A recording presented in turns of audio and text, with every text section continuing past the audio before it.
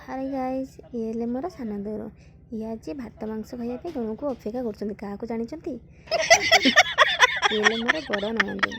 ମାଂସ ଭାତ ତ ରେଡ଼ି ଅଛି। ବର୍ତ୍ତମାନ ସମସ୍ତେ ଖାଇବାକୁ ଆରମ୍ଭ କଲେଣି। ଦେଖନ୍ତୁ ସମସ୍ତେ ବସିକିନା ଭାତ ମାଂସ ବାହାରେ ବସିକି ଖାଉଛନ୍ତି।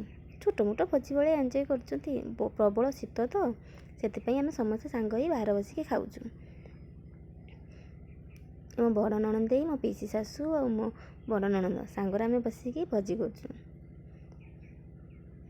ଭାତ ମାଂସ ସାଲାଡ଼ ହେଇଛି, ଆଉ ସାଙ୍ଗକୁ ଆମ୍ବୁଲ ରାଇ ହେଇଛି। ଆମ୍ବୁଲ ରାଇରେ ଅଧିକ ଚିନି ପଡ଼ିଯାଇଛି ବୋଧେ, ସେଥିପାଇଁ ଏମାନଙ୍କୁ ଖଟା ରୁଚୁ ନାହିଁ।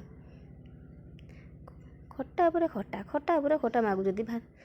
ମାନେ ହଜମ ହେବ କେମିତି ମାଂସ ଭାତ? ଏମାନେ ଖଟା ନ ରୁଚିବାରେ ଏମାନେ କ'ଣ କରୁଛନ୍ତି ଦେଖ, ଲୋକଙ୍କ ବାଡ଼ିରେ ଯାଇକି କମଳା ବିଛଉଛନ୍ତି।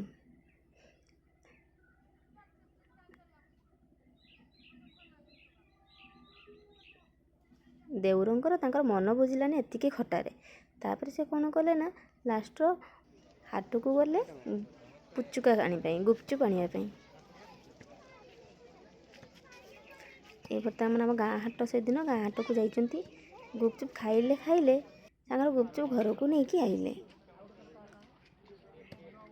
ଆପଣମାନଙ୍କୁ ଆମର ଏଇ ଛୋଟ ମୋଟ ଭୋଜି ଦେଖିବା ପାଇଁ କେମିତି ଲାଗୁଛି ଆପଣ ପ୍ଲିଜ୍ କମେଣ୍ଟ କରିକି ଜଣାଇବେ। ରହୁଛି, ନମସ୍କାର, ବାଏ ବାଏ, ଟାଟା।